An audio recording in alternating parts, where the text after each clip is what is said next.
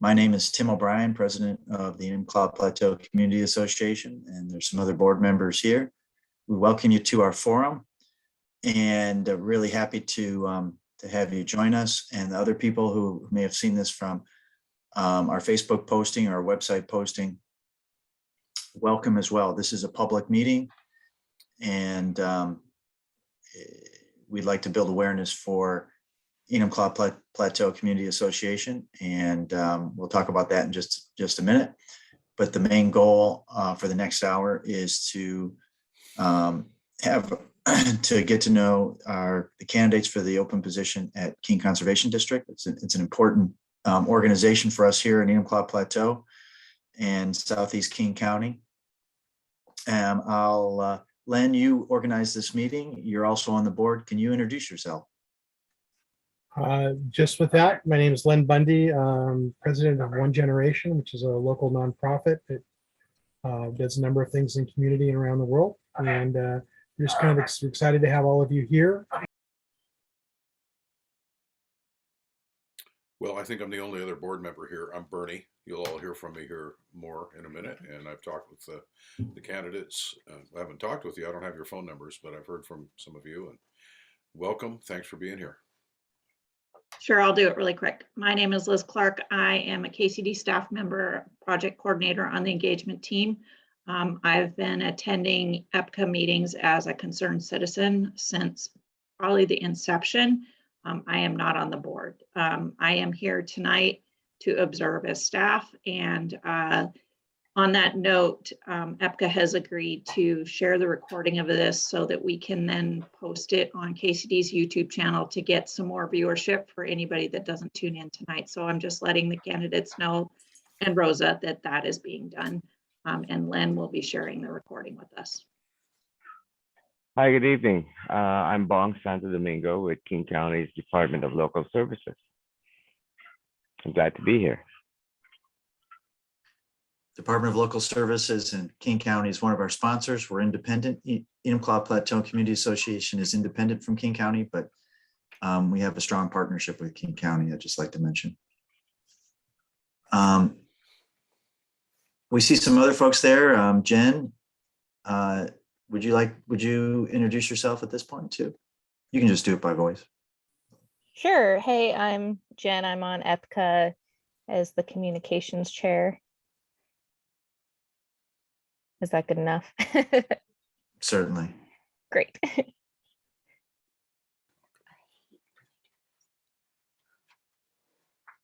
Trip, he's on mute, but he just waved his hand. Sorry. Hello, folks. Well, I heard Trip, and I very rarely ever hear another Trip on the call. So Trip, it's nice to meet you. So I thought I'd missed your cue. I'm sorry, but it's nice to meet you, Trip. You've got two P's. I just have one, so you must be special. You guys are both special. And we have some newcomers, and we certainly welcome those newcomers. We have, I think the first one was Jeannie Dorn. Welcome.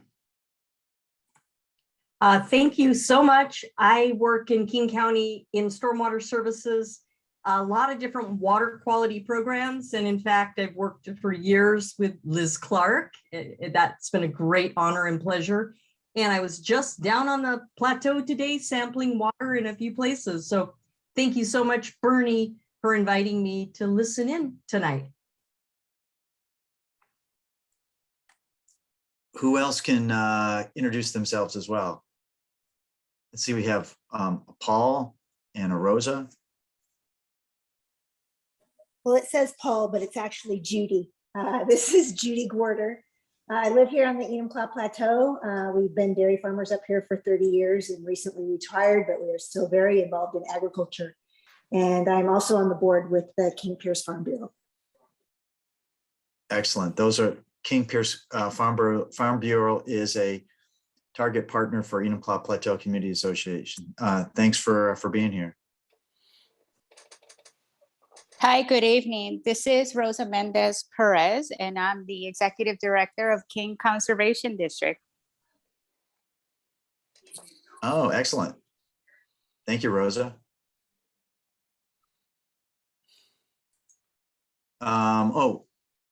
is Ann or Annie, is it Kroiker? No. Yeah, it's Ann Craker. I'm just an interested citizen. I've been following, I actually live in Des Moines, so, but part of King County and interested in the following the conservation district for years, especially when they first tried to, you had to vote in only these certain places and then go scout them out during the middle of the day in some library somewhere. So we've come a long ways and looking forward to more access for everybody in the future. But thank you. Thank you for opening this up so that everybody can hear it. And then I can share it out to a lot of people I know who will be interested also. So thanks once again. And thank you. I would just like to hand it over to Bernie McKinney, and he'll introduce our speakers forum for King Conservation District candidates. And Bernie, if you could please, if you could just summarize very quickly who we are as an organization in Enumclaw Plateau, and I'll share my screen. Yeah, go ahead and share your screen. And again, thanks everybody for being here. Welcome to relatively new format and a new organization here, Enumclaw Plateau Community Association, which Tim is going to put up on the screen. I'll show you sort of our territory that we cover and a little bit about us. We just formed, we just had a meeting yesterday to discuss our mission statement, and so he's going to put that up there as well. It's a proposed mission statement. It's not quite there yet, but I just wanted you to know that we're fairly new at this. But, Len, could you, excuse me, Bernie, Len, could you allow me to share? Should be able to. Should be able to. There we go. I'm doing it now. Thanks. There you go. Okay. There we go. So yeah, we've been around for 2 years, but we're getting our feet on the ground. We work in partnership with residents and local organizations. I don't need to read it to you, but to engage, educate, advocate on community and civic issues, and that bigger voice. So one of our first projects was to be a bigger voice to stop a recycle operation that was trying to come into our rural area here. It wasn't. Anyway, we were successful there, so we thought we'd just continue on, and we've gathered some moss. It's been great. And then found out that, this is a very needed thing to have around here. Go ahead and show the next slide, Tim. So we're still putting our bylaws together. We're close. We have some generic bylaws, but we'll be defining this as far as our territory and so on. One of the main things is we work with other organizations like us, the Greater Maple Valley, Cedar River area, Green Valley Lake Home, which I'm not sure of their status right now, but other CSAs, community service or areas like us. So we're partially funded by King County Local Services, and that's why we have King County folks here. And well, we're very thankful to be where we are at this point. Okay, so let's start this thing off. A lot of people don't realize, this is a special forum. Certainly it's the first time this has happened. So thanks again to everybody. We have 4 candidates tonight. I guess Barbara's not here, is that right? Did Barbara not make it? But we hope to hear from you guys in alphabetical order. So we'll start with Kristen, then Dominique, and then Trip. But let me explain a few things first. This is a public position. It's voted on by the citizens of the county. You can vote online at kingcd.org. And there's a link on our Facebook page, EPCA's Facebook page. There's also a link on my page, and I think most of everybody here has shared that information to try and bring more folks to this meeting. So the voting starts today through February 8th. So you can do that right online. It's a unique way to vote, pretty handy, pretty special way to go about this. So, please take advantage of it. Please share it with your friends and neighbors. This is an important position. So each candidate will have up to 10 minutes. You don't have to use all 10 minutes. But really, all of you, we're asking one single question to keep this straightforward. And that question is pretty wide open. And that question is, why are you the best candidate for this position? It's pretty straightforward, right?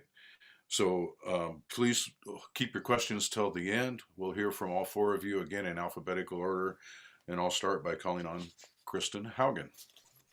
Well, good evening, and it's really wonderful to be here. I'm so grateful that you were able to organize this for us all to be together.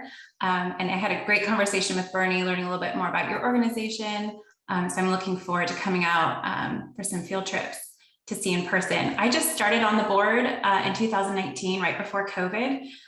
So I still feel very fresh. A lot has changed at the district during my time. And I'm now serving as board chair as of this summer. So I'm running for re-election.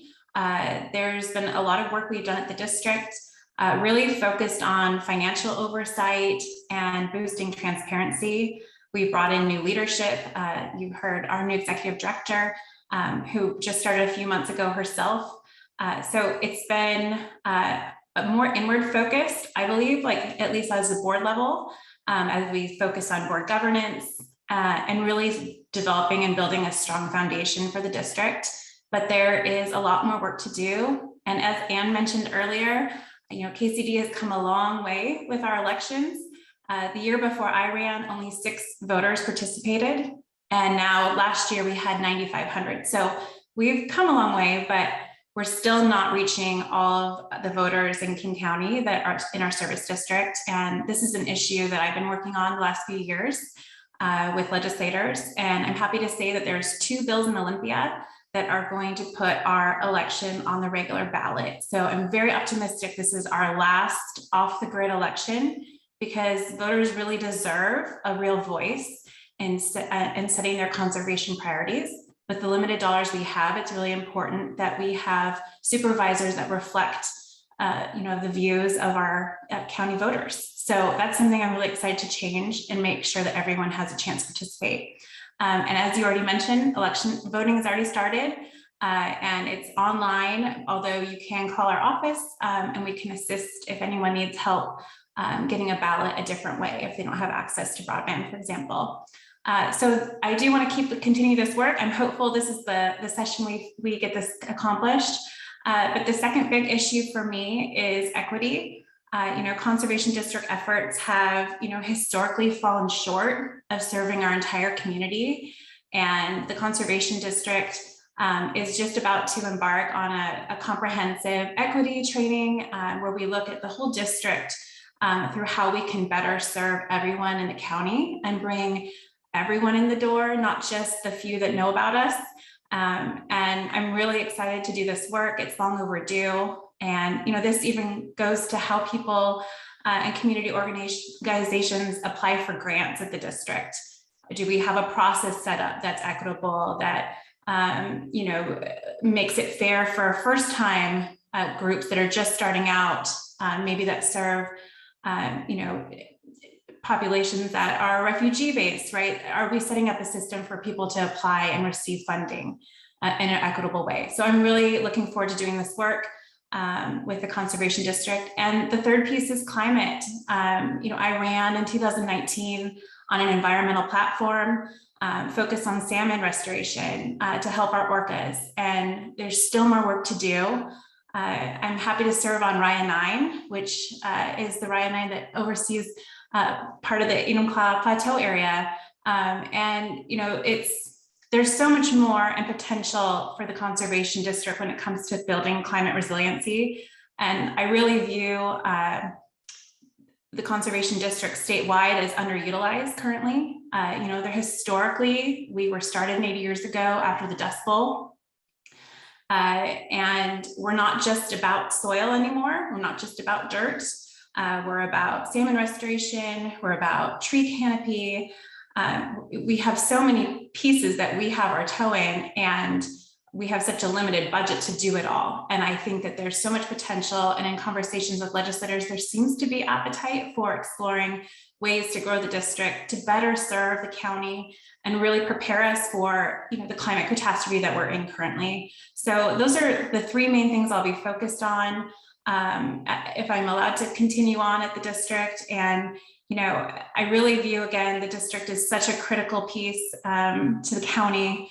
We not just with salmon and our orcas, with our farms producing, supporting our local farmers and keeping them here in King County, but also encouraging new farmers in our urban areas. So there's such incredible potential, and I would love to continue on, and just thank you again for having us today.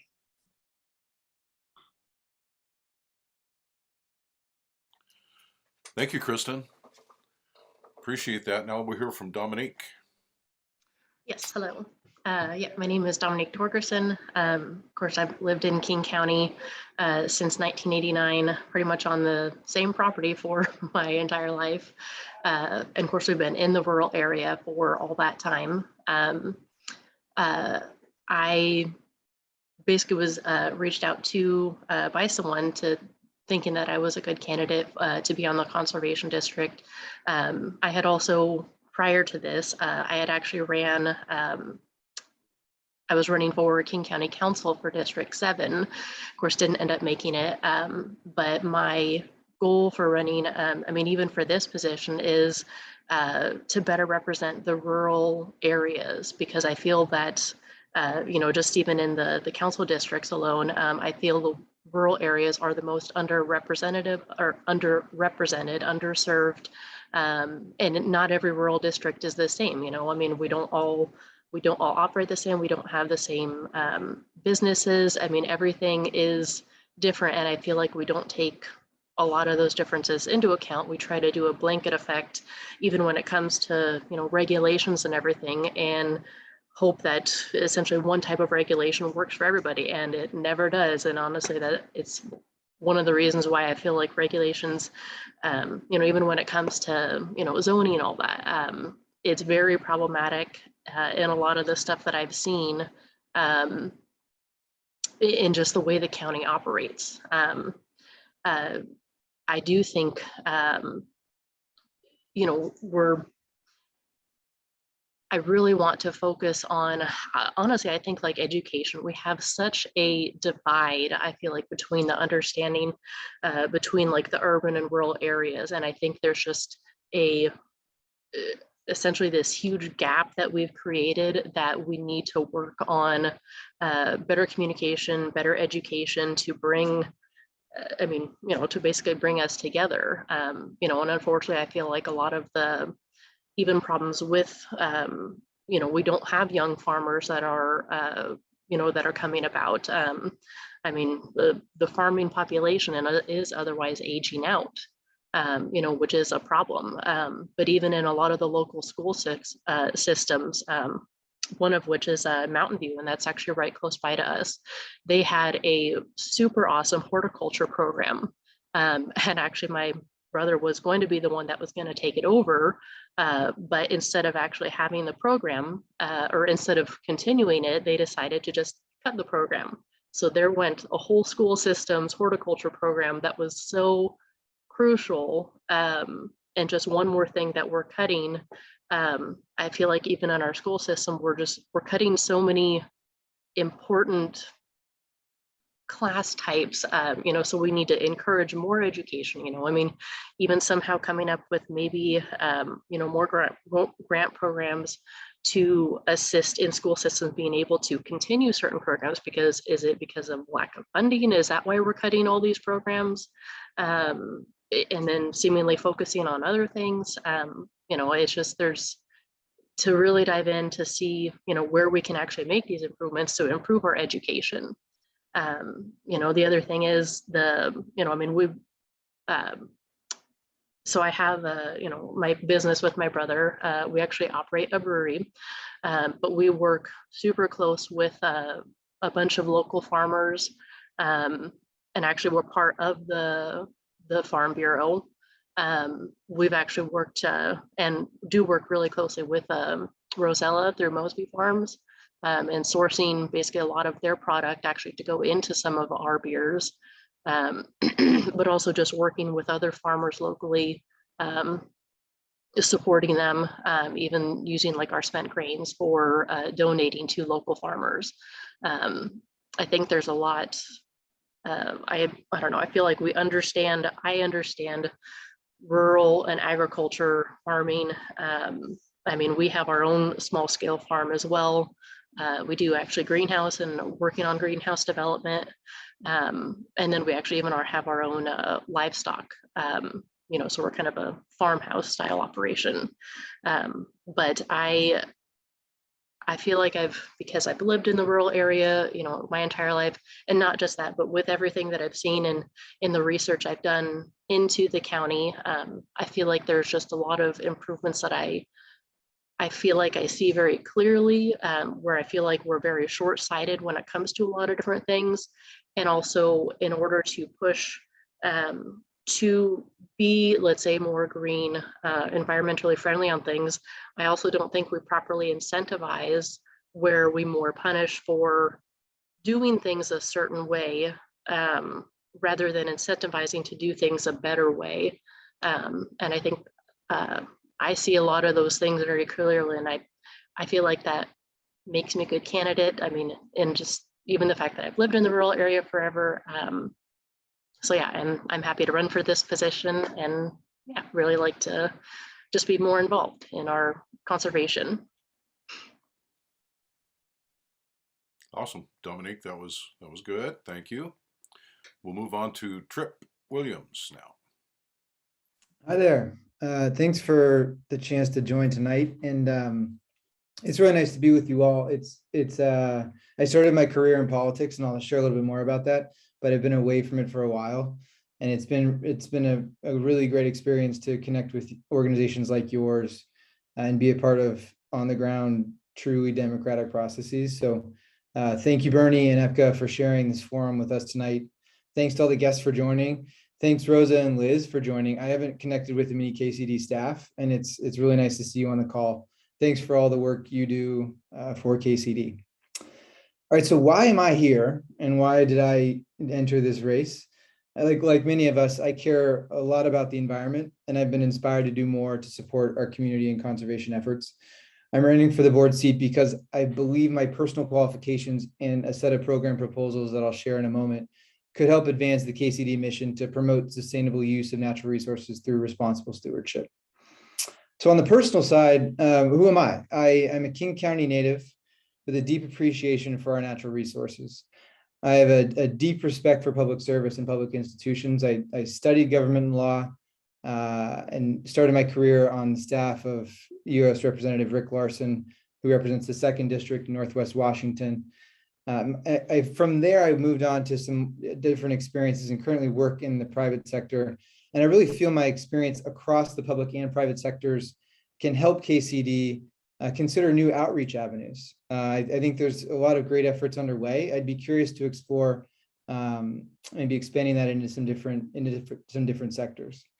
And then lastly, my functional professional experience leading cross-functional teams. I work in strategy and operations currently. And I've been in consulting before. So I have a lot of experience working with large cross-functional teams, leading large-scale planning efforts and managing operations in many different dimensions. And altogether, I feel like that functional expertise really would serve me well to help lead KCD as a board member. So on the program side, a couple of things that I'm really excited about and curious about. One of my priorities would be species preservation and affinity. And I'll try to explain this very, very quickly. We obviously have human-based concerns. I think we are at our best, however, when we recognize the entire ecosystem of which we're a part and recognize that it's not just human advancement, but also the advancement of all the different species that inhabit the land alongside us. And the more we can do to help get citizens reacquainted with our ecosystem and understand all the different characters who participate, I feel like the more valuable we could serve the community as the KCD board. Secondly, proactive preparation for major weather events. I'm not breaking news to anybody here to say that we have been recently, and we probably are only going to see more extreme weather events. And I'd love to have KCD be involved in helping in both educate and encourage, and where possible, support resident efforts to use different natural methods for helping mitigate major climate events. So things like swales in both an urban and suburban or rural environment to help with water absorption, increasing the use of fire-resistant landscaping to provide living defenses against spreading wildfires, and ideally, hopefully mitigate the need for risky human intervention once those fires do start. Thirdly, third interest of mine, caring for and cleaning up our environment. I would love to see more done that not only incentivizes and encourages waste diversion streams that find aftermarket uses for goods and materials, but I'd also love to see how we could generate more support across the district for cleanup efforts.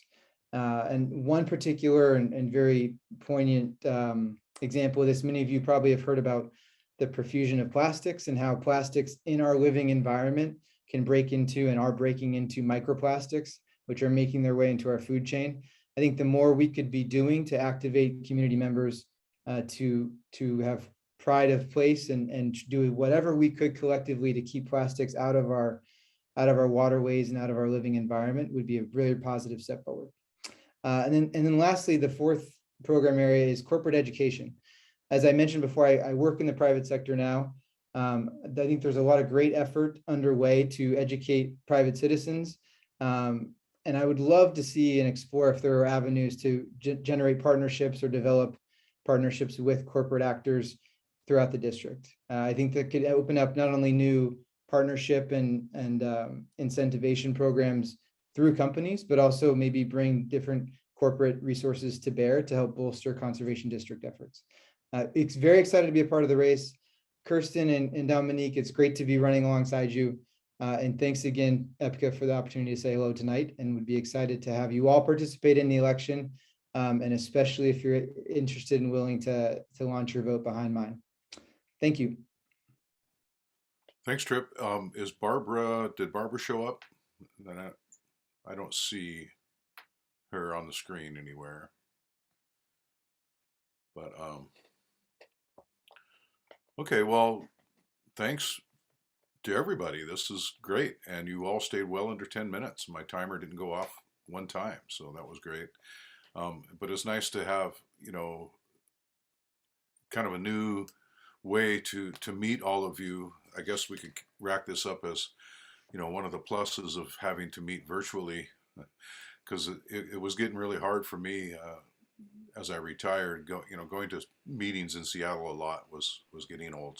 So to me, it's great to have this sort of thing. And what I just want to open the floor to questions. I don't know if anyone else would like a few minutes. We have a few extra minutes. We could do that as well, because there's a lot of people here who this affects and works with the conservation district. So let me just open the floor to questions. And I'm sure some of you have been writing down questions, so I'll just let you shoot away. And I might offer, it'd be especially helpful maybe if anybody has questions about the election procedure. We have some staff involved, or staff who are part of KCD, and Kirsten obviously has been on the board. So if anybody has questions about the mechanics of voting in this somewhat quirky election, please do raise those here. I think we'd be happy to help educate. Thanks for saying that, Trip. I posted the link to the election information in the chat. We also experienced some technical difficulties today. So if any voter has an issue with voting on an iPhone using the ballot access platform, we ask that you try a different device. We're working on it. Mark's been working really hard on trying to get that resolved today. So a computer is for sure an ideal way to vote. That hasn't seen that challenge, but we're not sure if it's a device, an operating system, what's going on, but we're working to resolve it. So. Liz, could I ask you to comment on I believe it was the last election, which was kind of groundbreaking from what I understand. It made national news that King Conservation District had an online election, or King County had an online election for King Conservation District. I'll just say this without going into great detail, because that's not why we're here. This process is the same process we've been using for, I believe this is our third year.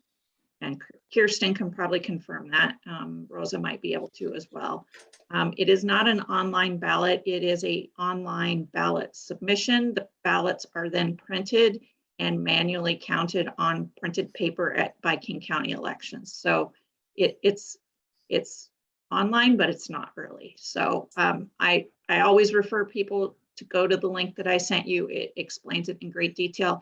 If you have any specific elections questions, reach out to the election email address on that page, and Mark Dostal is our elections officer, and he can answer your questions way better than I can.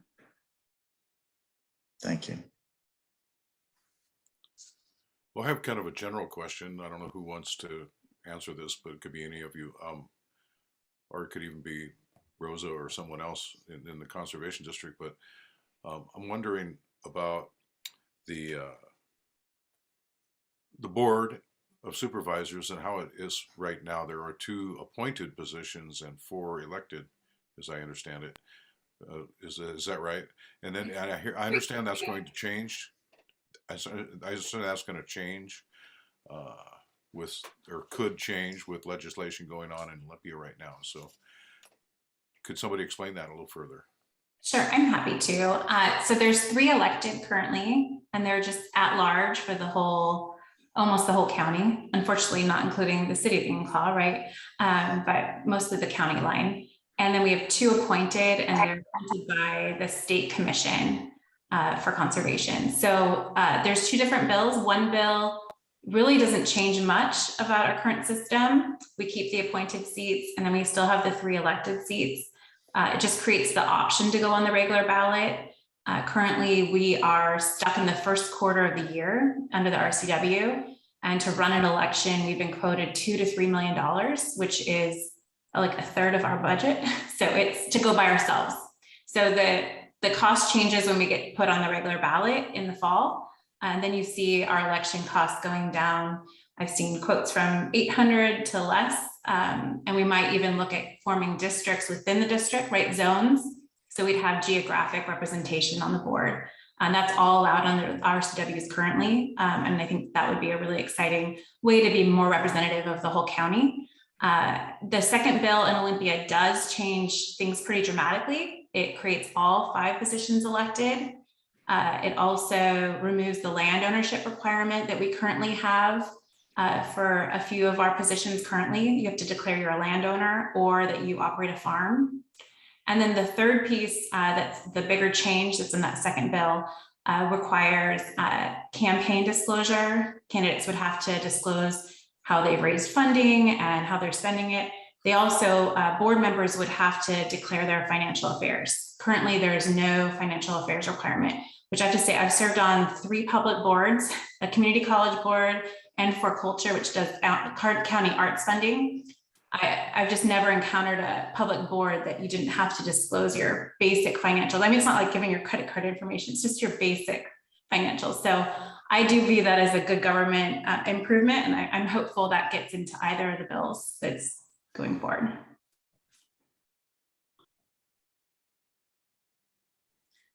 I've got a question for Tripp that you mentioned wastewater. And can you explain generally what are some of the sources of wastewater and what we should be aware of as rural citizens? Yeah, so my comment, and then maybe I misspoke, was more about waste reaching waterways, but Waste reaching, okay. yeah, but I will not pretend to be the expert on the call about wastewater, but I do know about wastewater from different fertilizers and farms reaching waterways. I know about sewage. I live in Seattle, and I unfortunately know about Discovery Park sewage treatment center's challenges with that. So I will not, I'm not going to fake it here. I'm not a waterways expert, but I was speaking more about keeping waste out of waterways as a specific vector to issues. Absolutely.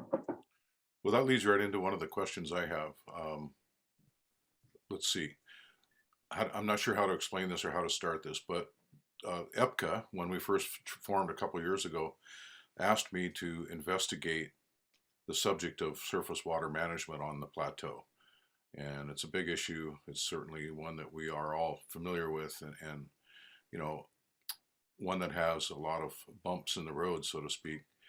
But I was really impressed that by asking around and asking a lot of the right people, we have now created a peer-to-peer network with some wonderful people. Like Jeannie Dorn's on that group, along with Ann Baxter from Department of Ecology. We have the OSS folks, a lot of different people. It's a really good group of folks. but they all seem to share the same questions. The questions are actually, to just lay it out there, where is the drainage district? For one, we'd like to have them at the table. There's some other folks that need to come to the table so that we can get a handle on this. As I understand it, I'm not a scientist either, but the fecals and the TMDLs in the White River are off the charts. And, you know, specifically where it's coming from and how we can all address this seems to be, I don't know how to explain it, but there isn't a best management practice we can all agree on. You know, it's all over the map. And so anyway, I just thought I'd throw that out there. It's a big issue. It's not something I would expect you all to have an answer for, but I would like to hear where you're at on it and what you know about it.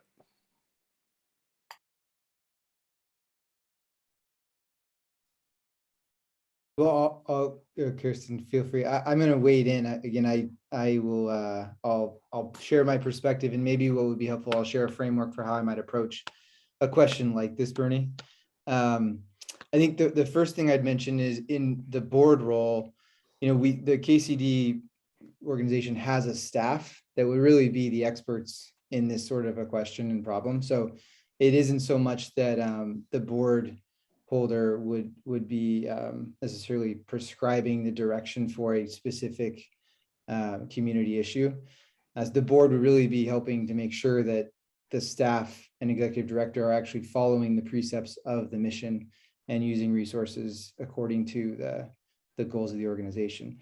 That being said, the framework that I would follow and what I've done in different work settings is it begins with canvassing who's been doing this effectively before, or who's done it effectively in other settings, and really bringing people together to generate the best practice that can be borrowed across different environments. So not to minimize it, I understand it's not just a two-step process, but I would start there. If I were the person who was spearheading this effort, it would be about borrowing the best minds in the community that have encountered similar things, or best minds in the region. And I've found often enough, honestly, too, that people are really excited to share solutions they've generated. So I don't think there's so much concern about whether or not people would share. I think it's really about some of the creativity to find where those people are, bring those voices together, find out what pattern matches the environment and the situation that we're specifically dealing with, and then prescribing the pathway forward and asking for their advice as we chart a very in situ solution for EPCA, for example. Well, I'm happy to jump in.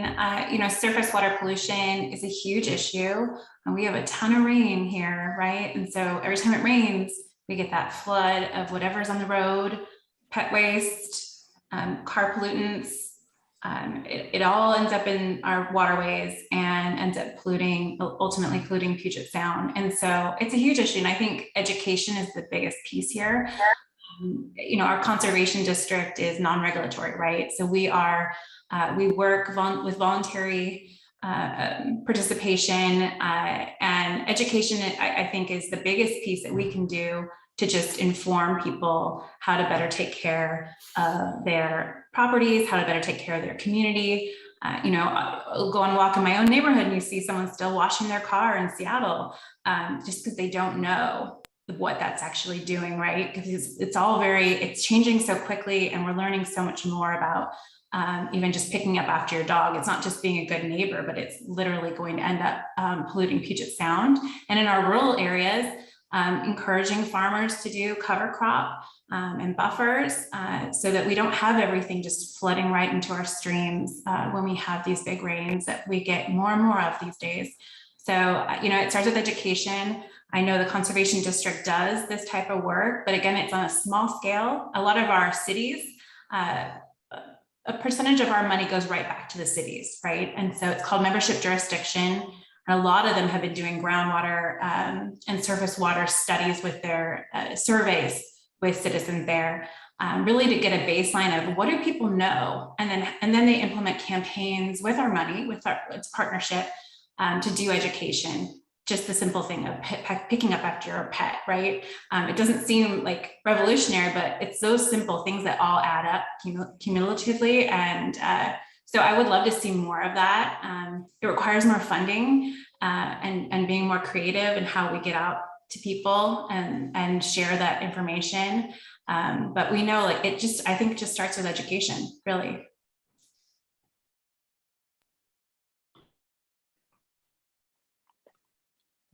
I would like to, touch on that too.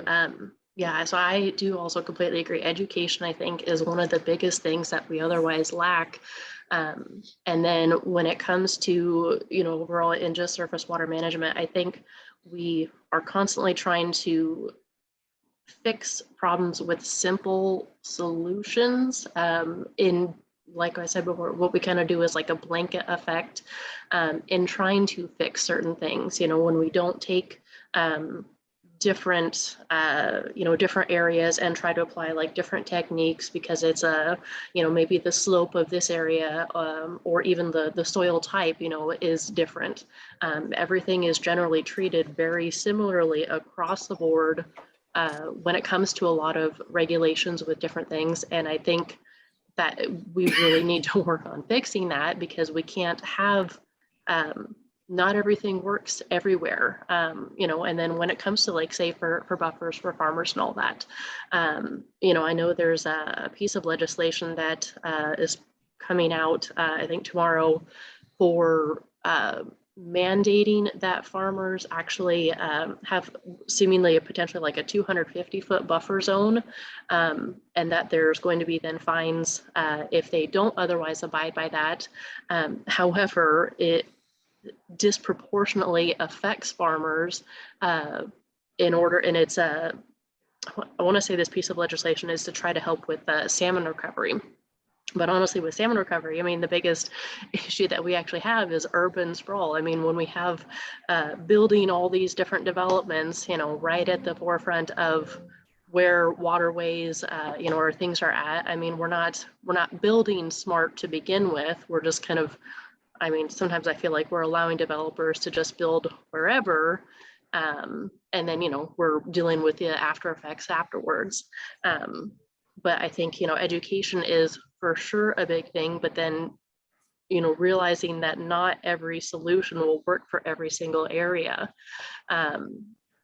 I mean, even when it comes to for the stormwater issues that we've seen a lot with Seattle, given the fact that we honestly don't actually really receive that much rain compared to a lot of other places that get way more than us, but we have such a huge issue with pollutants going into the sound from what is otherwise not really that much surface water rain. I mean, and why is this seemingly that we're having this issue multiple times throughout the years, yet it's a known problem. So I think I'm not sure why we're not understanding what maybe the solution could be to fixing. I mean, I know one of the issues where millions of gallons of sewage dumped into the sound, but that was because of an employee mistake. I know that was one or two of the times.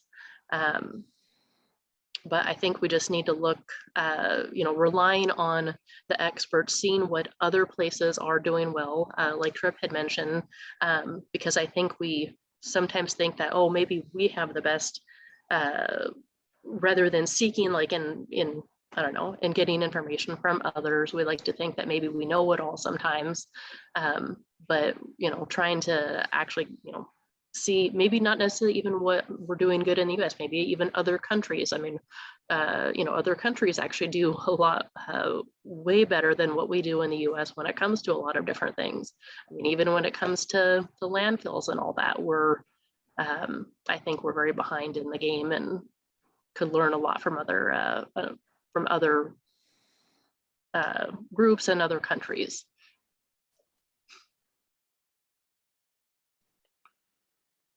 Well, okay, we have about 10 minutes left, 8 minutes, I think, something like that.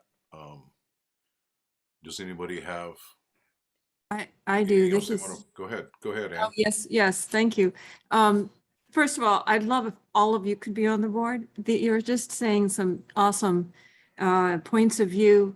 And I just also wanted to put out there that there is another bill through the Growth Management Act that's talking about urban sprawl and and exactly what you're saying is that we're not building smartly and for everyone's benefit, to save farms, to save ourselves, actually. So, but I think people would love to hear, and you've all touched on a lot of points that are extremely important. But as conservation districts came out of the soil conservation after the Dust Bowl, as far as my best recollection is, how can conservation districts going forward really help us all get to a place where we can live sustainably with all the climate change that is happening around us and affecting us all? Some of us much more than others, but what is out of the box? Where could a conservation district be to actually make a difference, make a change for our King County, who of course is quite large and probably could be a leader for much of the rest of the nation, actually. So thank you very much for all being here and for participating in this election.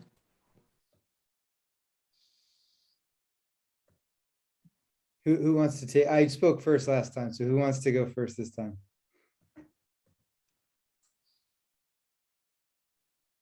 I mean, I can maybe touch a little bit on that to the best of my ability. I think King County, I think, is really behind when it comes to a lot of things, and that I do feel like a lot of different things are affected that when we think about King County, everyone, a lot of people think that, oh, Seattle or King County is Seattle.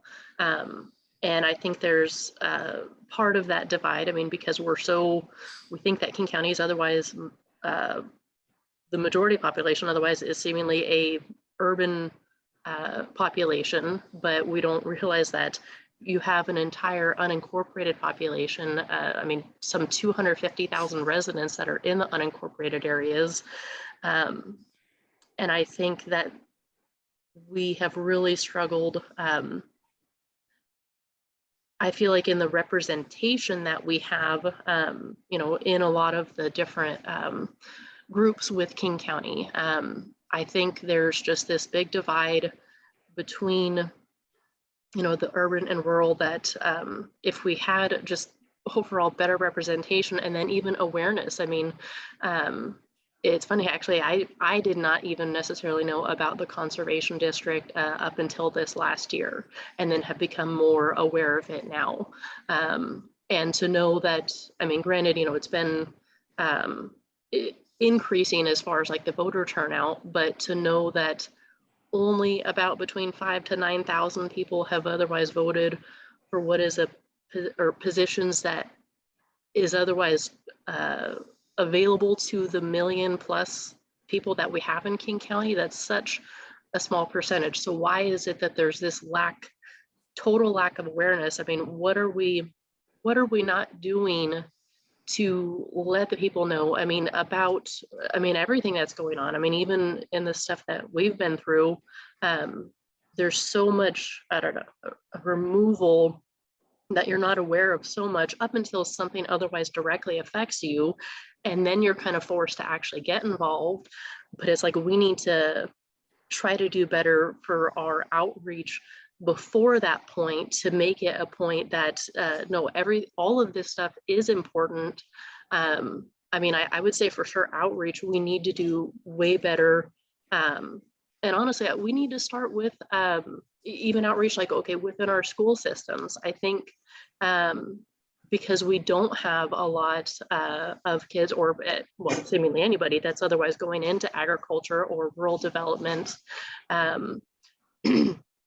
that maybe it should be up to the conservation to otherwise create a system that otherwise works heavily with the schools to try to encourage development of, some of our children to go into some of these programs, to have better agricultural development, and protecting our rural and forested areas, because we don't seemingly have a lot of people that are otherwise involved in it. And then, even when it comes to farming, that because that whole population is aging out, food is what sustains everybody. And if we lose our farmers, I mean, you know, that's our food source. So I think for sure outreach and education, I think we are heavily lacking on. And I do think it starts at trying to encourage, you know, kids at a younger age by, I mean, creating programs, you know, even like maybe where schools might actually participate in having horticultural programs, even getting them to just grow, you know, plant something, you know, in the year, you know, and see how things develop. But we're not, I don't feel like we're engaging our kids, our school systems maybe enough to really encourage into the development and also just evolution of what we want to see happen within our conservation district. Well, I'll jump in next. I think, Dominique, you said one thing about our turnout, and I think the reason our turnout is so low is because voters are expected to jump through a lot of hoops to participate currently. I don't think it's because they don't care, right? In fact, more people, as they learn about it, are just shocked that this is something they already currently pay for, right, on their tax bill, and that they could have been voting in for years and they didn't know anything about it. So the district has been sending out a postcard every year. We've seen a slight increase, but it's clear that voters expect a ballot in the mail without having to request it, right? They don't expect to have to jump through hoops. So I'm hoping that we get this on the regular ballot. That alone is going to boost exposure for the conservation district and bring more people in the door. I feel like it's the best advertising we can do. It's just being on the ballot. So that's how I've always viewed it as step one, get the ballot election fixed. Step two, get better funding. You know, local food production is key, right? I mean, we saw with the fires this summer, and we see with the snow, and you know, we quickly can get cut off into a section of the state, right? And without our local farms producing food for us, you see that the future looks grim. And so we have to keep our farmers here. We need to support them. We also need to create new opportunities in our urban areas. There's an incredible project down in Renton.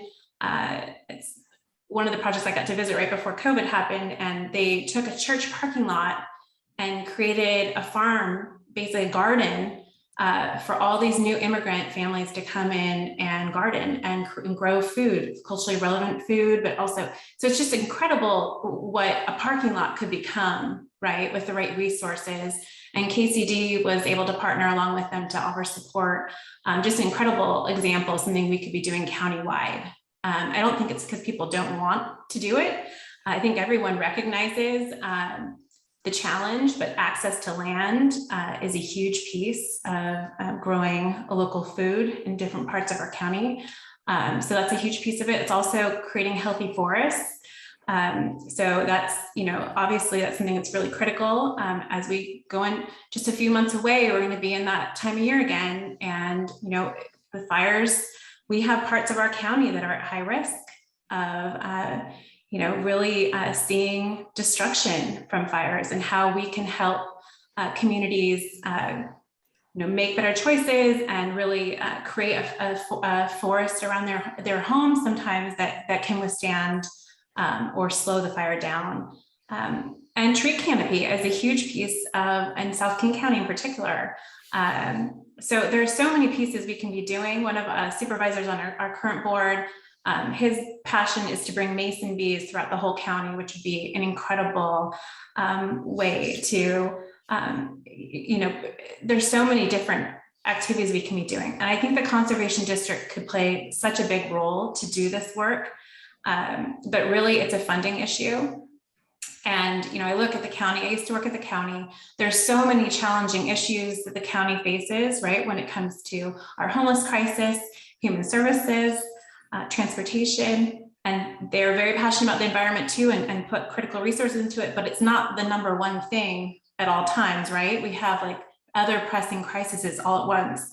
The conservation district has one scope, right? protect our natural resources. That is our scope. It's very broad.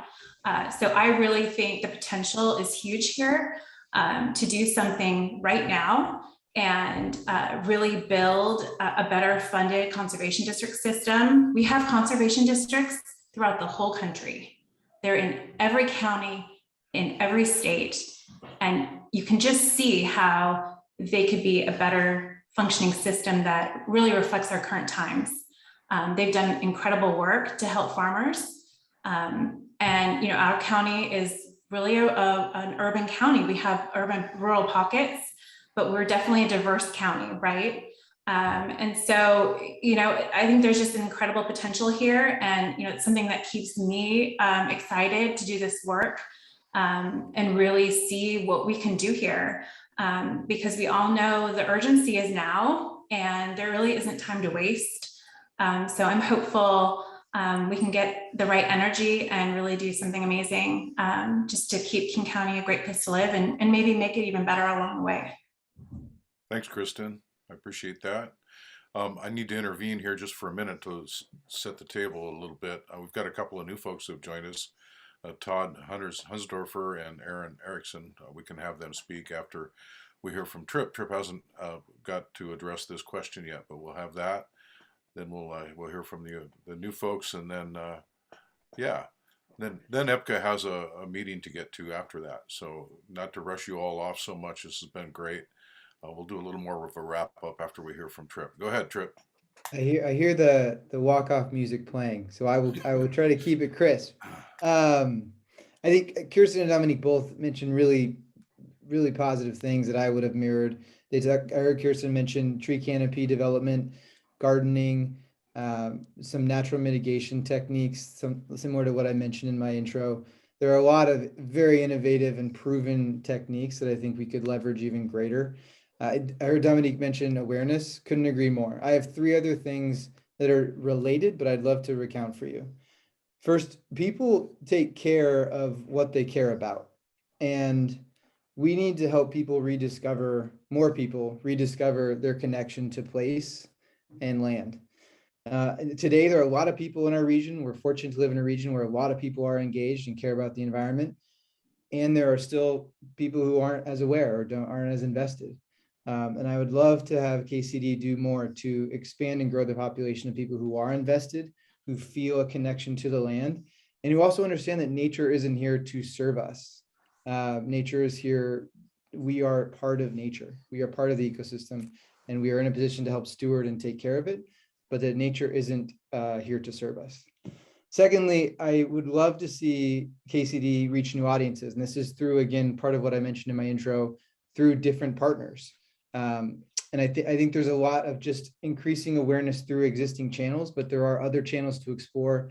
Corporate partners, Dominique mentioned school partners. There may be great work already underway. Would love to see additional and amplified efforts in those areas to just grow the number of megaphones that are amplifying the KCD message in different directions. And the last thing is I'd love to see the profile of KCD itself be raised. There's incredible work being done under really innovative leadership. And I feel like KCD has a great story to tell to step into a national leadership role. So we'd be excited to talk about how that could be achieved through either innovative marketing techniques or, again, different partners that could help maybe amplify KCD's message on different stages. But I think that there is great opportunity to tell more of the story of KCD and help more people in the region prepare for the future and also enjoy all the beauty we have today. Okay, that's great. Good question and good answers from all of you guys. I'd like you all to be on the board, and we just put you all there and everybody's happy. Sadly, there's only one position, but I agree with what Ann said. When she started, it's great to have 3 wonderful people to choose from. And let's see, we have Aaron Erickson who wants to speak. I see in the chat. So Aaron, go ahead. You're muted right now, Aaron, if you're trying to talk to us. I think it says she won't be able to speak. Yeah, so they won't be able to speak because they live in a rural area. Okay. And then I see Todd Hunsdorfer also joined us. Todd, you want to say anything real quick? Hey, Bernie. Yeah, no, I've just been enjoying hearing what everyone has to say. I have, sorry, I was late. I have a couple small kids. I was trying to get down for bed, but I am really curious to see how this all shapes up. I am a water quality program manager with King County, and I manage a number of regional water quality efforts in the Puyallup White watershed, as well as the Green Duwamish watershed, and along the marine shoreline of Puget Sound. And so I love the responses to the stormwater question.